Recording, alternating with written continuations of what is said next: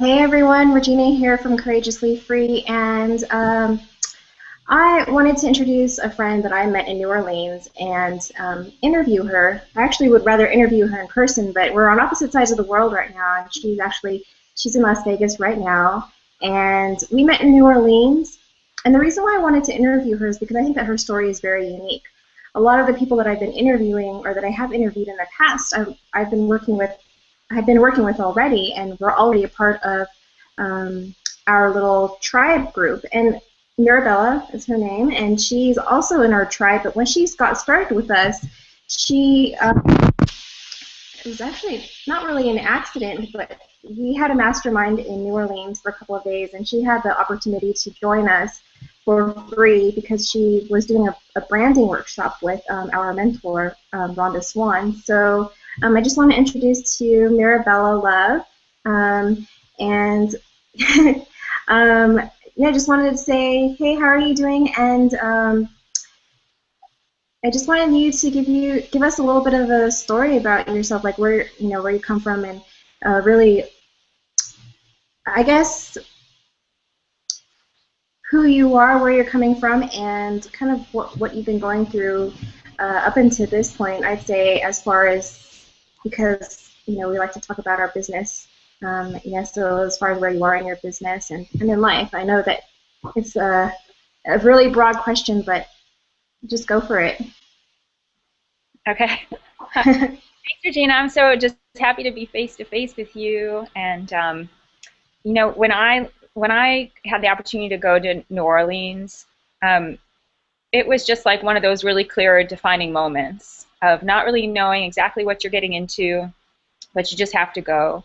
And it completely changed the course of my life.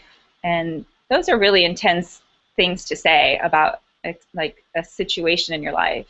So, even just coming across the branding workshop online, I was at a place where 6 months before, not even like 5 months before, I'd walked away from my own company that I was a partial owner in. And it was a long time in the making, and that is kind of another story, but it was basically this pivotal point of needing to walk away from something that was not in my like highest divine interest. And I had another vision that I had couched in order to create somebody else's vision. And it was one of those times where you start to feel, and once I walked away, I was feeling like I had no energy left to focus on my own vision.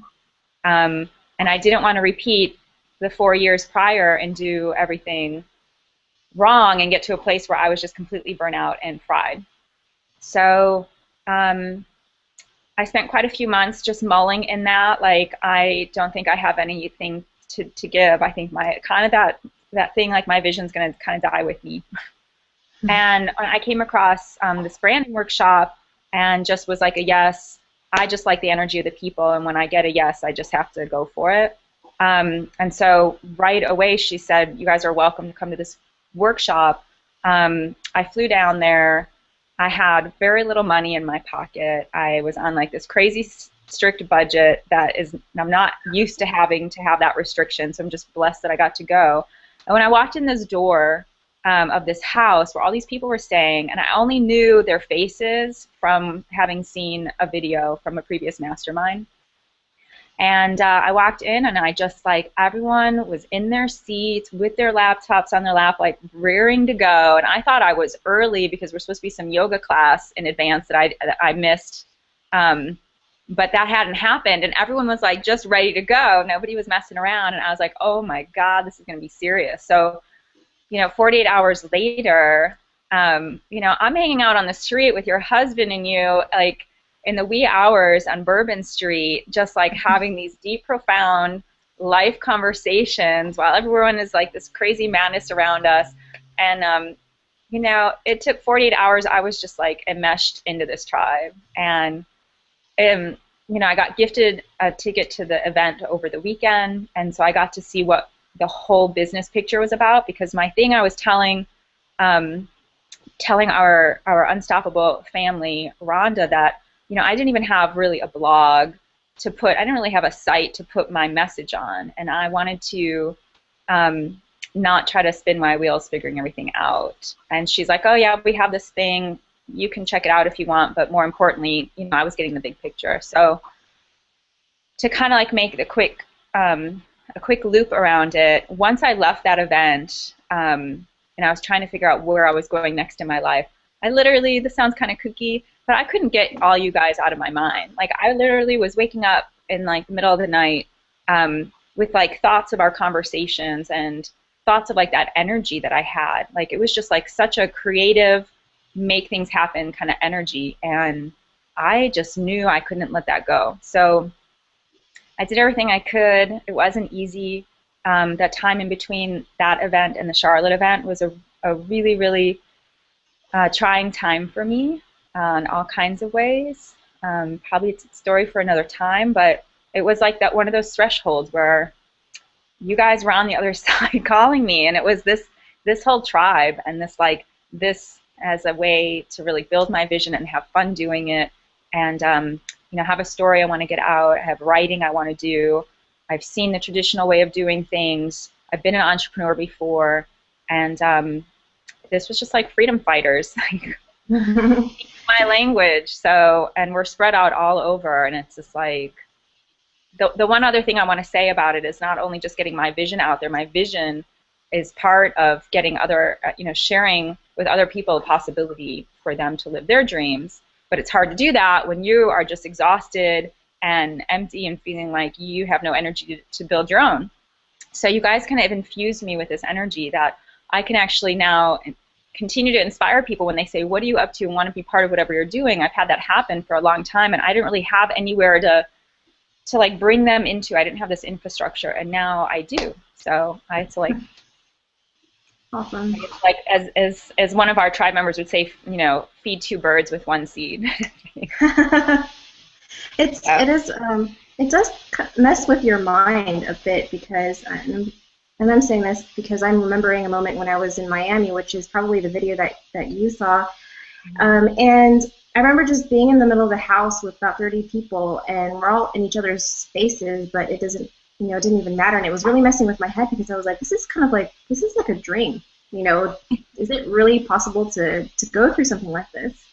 And what I find interesting about you is that you come from a traditional business background, and so what is your take on, because I know that a lot of people ask us, we don't even understand what you're doing, you know, this is a scam. This isn't even a valid business model, and you know, and it's not really until you get onto the inside where you really see everything that goes on. So, coming from a traditional business background, what do you think about how it is now, and like, how would you, if someone came up to you and said, well, hey, this isn't a valid business model, like, what would you say? Well, the funny thing is that I have a very, very eclectic background, and I can pretty much like share the gauntlet of everything I've experienced. So I have gone from nonprofit organization to one of the top 5 consulting companies on the planet, to being a Pilates instructor and having my own studio in the heart of San Francisco, the most expensive city on the planet probably, to going back into corporate to one of the top design agencies on the planet. And then I went on a personal sabbatical and lived on the road as this gypsy muse, and was like, I'm done with like all of it, because I don't really get where I fit in anywhere, and I just kind of want to go live off the grid and just like be in my peaceful state of mind.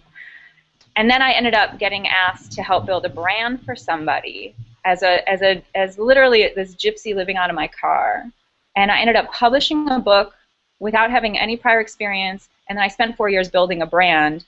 And I would say the traditional route, except I didn't have a whole infrastructure with me. It was like me trying to figure out, be the CEO, and go like literally roll out of my truck in you know, Venice Beach, California, and go have meetings with billionaires actually, and talk about this whole concept in this business. So I feel like I have seen all of it. I've missed major areas.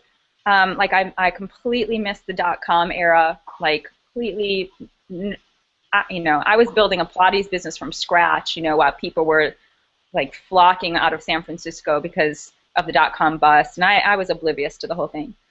But I have just gone wherever my soul takes me. I am not really clear on this corporate ladder climbing, and I didn't really want to become like the best Pilates instructor on the planet, because I realized with all of my observing through all these years that, for example, being a solopreneur, you know, something that really stuck in my head was that you could have make $50,000 a year in your business and have it very, very small, and then, you know, want to really inflate it and get really, really big, and still, so like maybe you go to $150,000 a year, and these are like real examples I was given when I was in my, you know, in that world. And then you have like 3 times the pressure and the headache and the overhead, and you're really still only making the same amount you did when you were small and tight. And so it comes down to lifestyle, right? And the 9-to-5 world never suited me. My last corporate job was, you know, I knew I wasn't going to last more than a year, because I'm just not really cut out for that, having to show up and do some contained box. But kind of to answer your question around this business model, one thing, and I'll tell you, when I was building my last business, I had mentors. I can't even believe who's in my Rolodex, you know, literally for a girl living in her car. And seriously, and maybe, you know, I just didn't get it, you know, and I did end up walking away. But the one like bit of advice, and it wasn't even advice, the one takeaway I really got around the business world in that traditional area was that everyone was just like, well, you know, it's just business. Everyone just kind of makes it up as they go along. You know, it's too bad nobody can just tell you like how to do, you know, start here, do da da da da. Everyone had a different opinion, a different way to do it, a different like, God, just opinion. Like, this is how you should do it. This is how you should do it. And like, and I couldn't even get like, I couldn't get any definitive answers for anything. And and to me, that's a business model that more businesses fail than succeed in the traditional model. I mean, it's scary. One book that I was subject to when I was building my Pilates business actually was the E-Myth. And I kind of scanned over it, and I kind of was like, well, I get the gist of it. Yeah, if you ever passionate for making pies and you make that your business, you're probably going to get burnt out, and then you're going to hate pies. Like, that was why I flimmed through it. I was like, okay, I got it. But I actually found that book again, and I've been reading it lately because I want to like really get it this time around. That what we're kind of taught is not. It just doesn't work out that way. It's like, yeah, there's the dream of you have to work so hard that you actually want to kill yourself. And then maybe there's like this like little bit of possibility that you're going to make it. But there's like some outrageous number of people who don't make it. And I think at this state in the game, I want to enjoy the process. I have something I want to create. I want to create a legacy. I do want to create a whole nother brand around my vision. And I don't want to struggle and be miserable while I'm doing it, because it's going to take all the life out of it. And then who wants to be handed a pie that the person who baked it was miserable? Yeah. I don't. So I want to give my gifts, and I want to give them as abundantly as I possibly can, and be surrounded by a tribe of people who are like complete possibilitarians, you know, and not just saying they are, not just being like airy-fairy, because, you know, I might be like kind of spiritual and this gypsy muse and stuff, but I am like very directed, and I'm like, say it like it is, and like, let's cut to the chase, and like, let's get on with things, because there's people out there who need to not be suffering. So this is like a vehicle, and we all have a similar destination of like, you know, living the best life ever, because it's not going to last forever.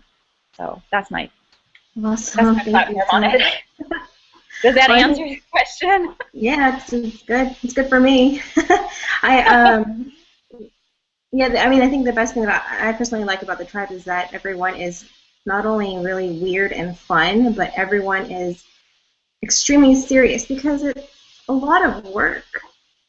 But because we're all supporting each other, we're serious, even though a lot of us did not start in a business background. We're just there for each other. So it's nice to hear your input. I usually, you know, when I'm talking to you, I get lost in your words. I just want to keep on hearing what you're saying. So I'm like, okay. But so I wanted to know what motivates you to keep on going. Being in business and working for yourself really is hard, and you need to find ways to motivate yourself to keep on going because it's easy to say, oh, I don't feel like doing anything today or the next week, so I'm just going to watch TV all week or hang out with my friends. What keeps you motivated? Whew. It's I just want to say it feels so damn good to feel motivated because I literally spent like day and night building somebody else's dream for 4 years. And when I finished that, like I was saying at the beginning, I had zero energy. Literally, Regina, it was like I was not who I thought I was before, like where I had all this, for a windows at a time, I had all this inspiration and energy, and I would like stay up all night designing, the previous brand, and there was parts of me that were so meant to get that where it got, where I did get it. Mm-hmm. And then I don't know if I went through any scarier of a time. I've been through some really intense times in my life, but seriously, probably the first 4 months after walking away from that business, I was just I just felt like I lost like what I was gonna give the rest of my life for. Like yeah. I literally thought my dream was just gonna like stay on the notebooks in my, my stacks of notebooks and just sit there. And, maybe somebody else will come along. Like I actually was feeling quite desperate. I was like, and I had people saying they wanted to help me, with my work and with my projects and stuff. But then people get busy. And then mm-hmm. they say that, and it's nice because you feel like you have something people want you to get out, but then you don't really have any help. And then I was just too tired. Like literally, I can't even stress that enough. And I know people feel that way when they go through this like rebirthing process. And so I think I started to really realize that you start to remember where in your life you said something about this earlier. I saw something you posted about momentum, and where you start to remember, like in that period I was telling you about between New Orleans and Charlotte, that was like almost like the rock bottom for me. And I had to start remembering like my own perseverance, like where I had nothing. And then I started to, I just believed so much in this vision I had, like from different areas in my life.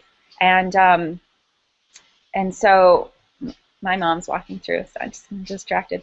But I'm like throwing myself a life preserver, starting to tell somebody else who'd lost complete faith in me. It's like, wow, I made one mistake. My business, I couldn't see it through. I just couldn't. It just was. I totally just knew that was not right for me.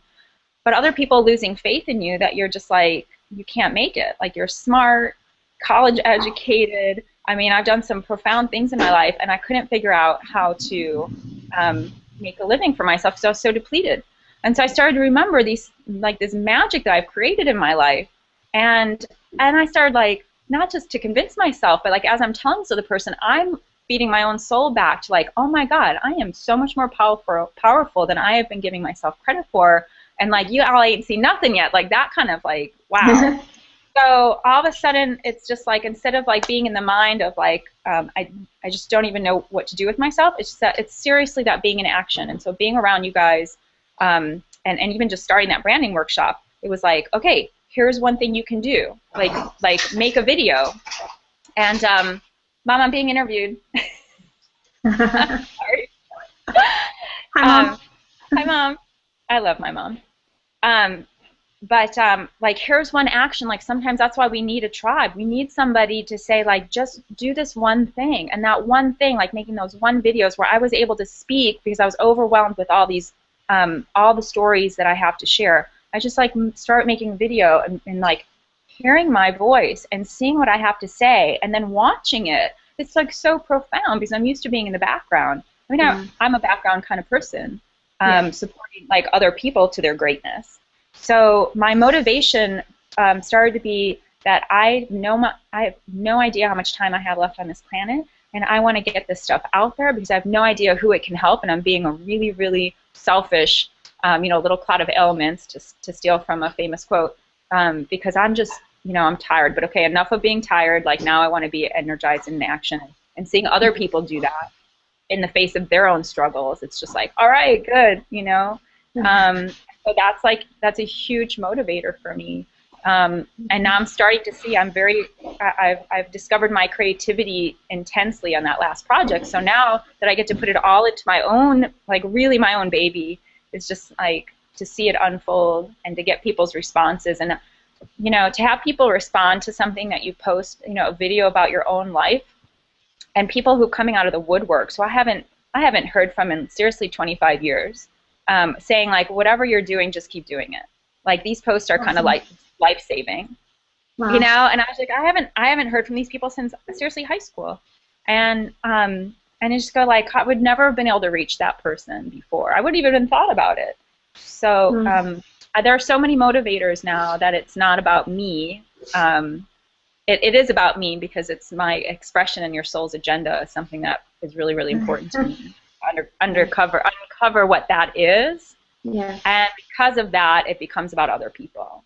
But I think the problem that happens with a lot of people, kind of like me, where we're very we're service oriented in the sense where like we go, well, I don't really know what my vision is for my life, and you know, I'm just sort of like in the flow. So somebody else going to come along and be like, hey, you got nothing going on. Why don't you help me with my thing? Yeah. And that's where I learned a lot. But I couldn't keep being that person.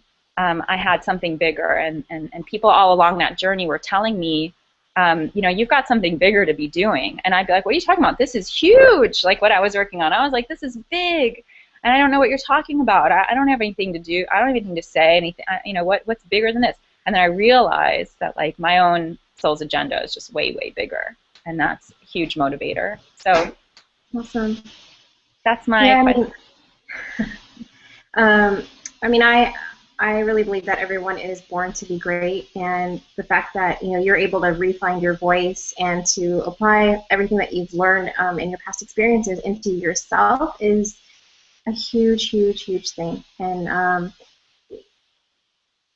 it's really nice to be around people who really support that, and obviously coming into your greatness and really embracing it. Your friends and your family or whoever's watching you is really seeing that, and I guess that's just proof that, you know, you just have to learn to be yourself, and sometimes we just get in our own heads, but you need to really you know, find your passion or find your voice, and it takes practice. So it's your time.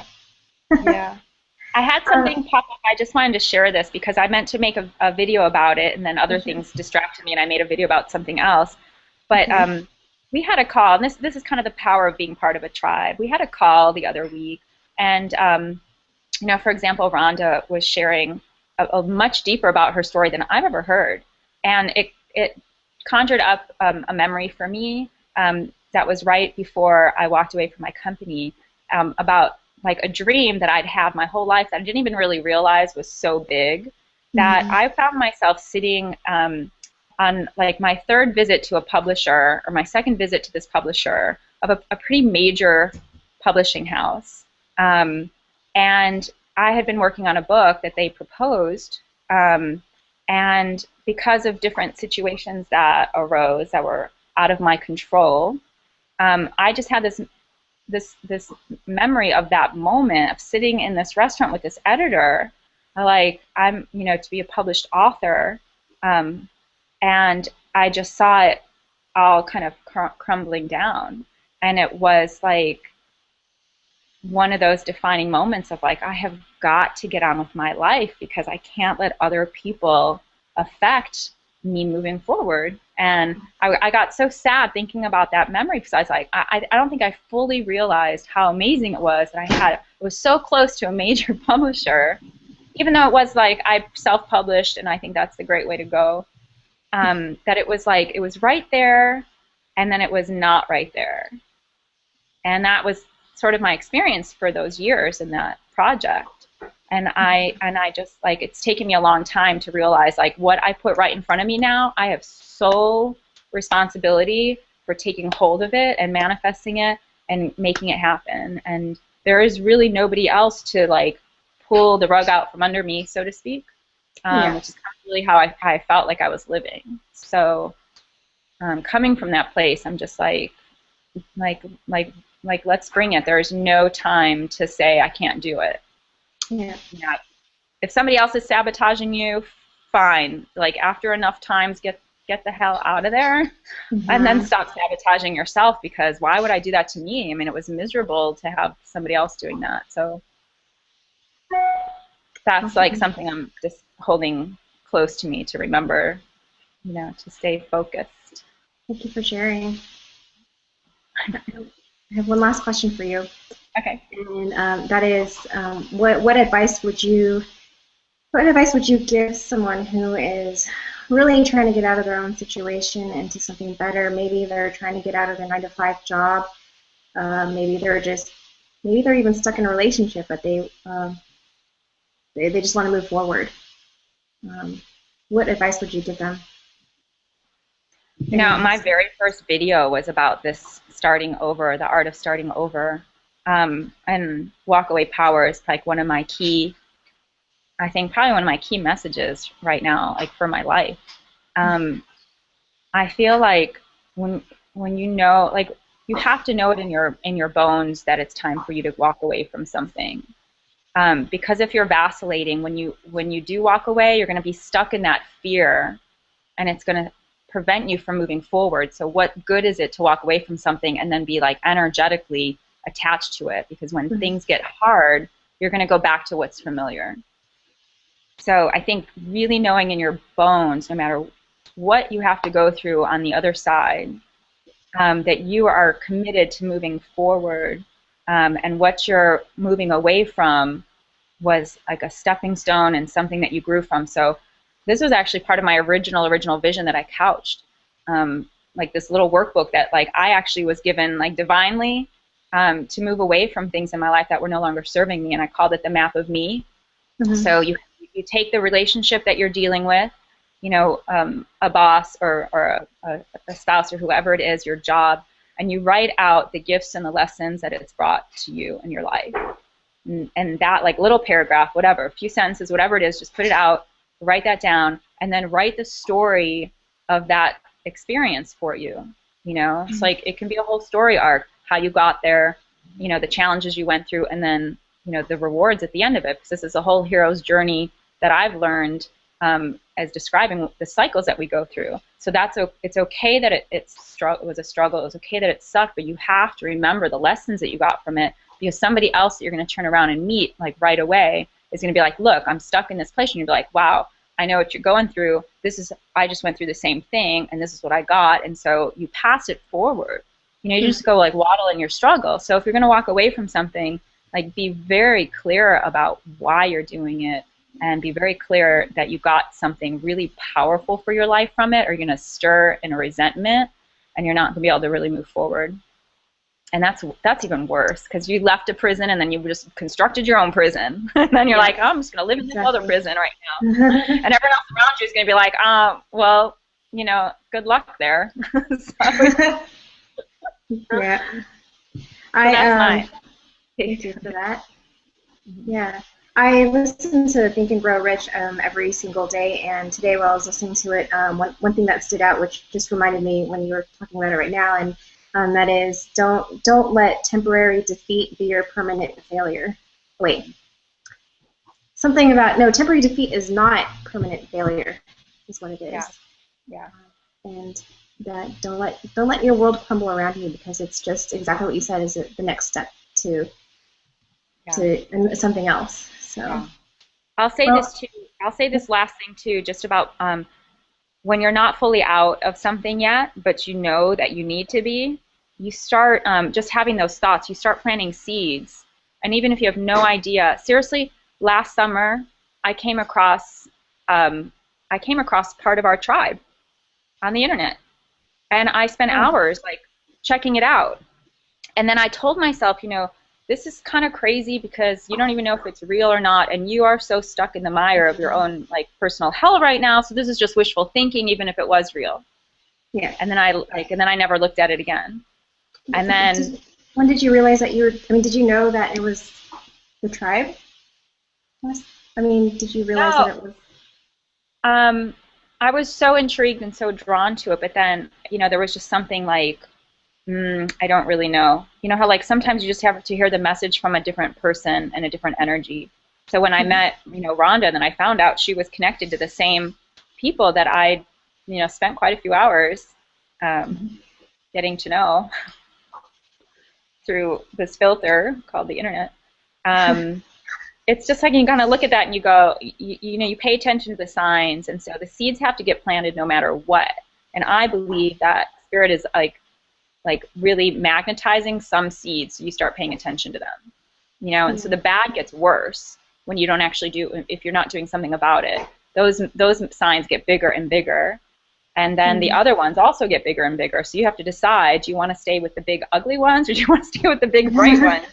And then you start going to those where those seeds are being planted, and then they bubble up, just like all of a sudden 2 weeks after coming across this one opportunity, I guess you could call it. It was like 2 weeks later, I'm in New Orleans, and I am fully enmeshed in it. So but I had to let go of all the other stuff, and I had to go through that process before I could see the rainbow or whatever. And then you find yourself in the middle of Bourbon Street at 3 o'clock in the morning. Yeah. With a bunch of people you don't know. The best trip of my life. It was awesome. Cool. Well, thank you for spending time with me. I really appreciate it, and it was really great to get to know you at a deeper level, even with myself, and I'm sure the viewers out here who are watching us appreciate it as well. And I definitely want to do a follow-up interview in person if you wouldn't mind at some point, just to kind of check your progress, and I'm sure people would want to know more about your story at that point in time. So I will, to everybody, thank you for watching, and check us out in our next video, next interview, whatever. Come to courageouslyfree.com and check us out. Hope you have a good day, and we'll, see you later. Thank you, guys.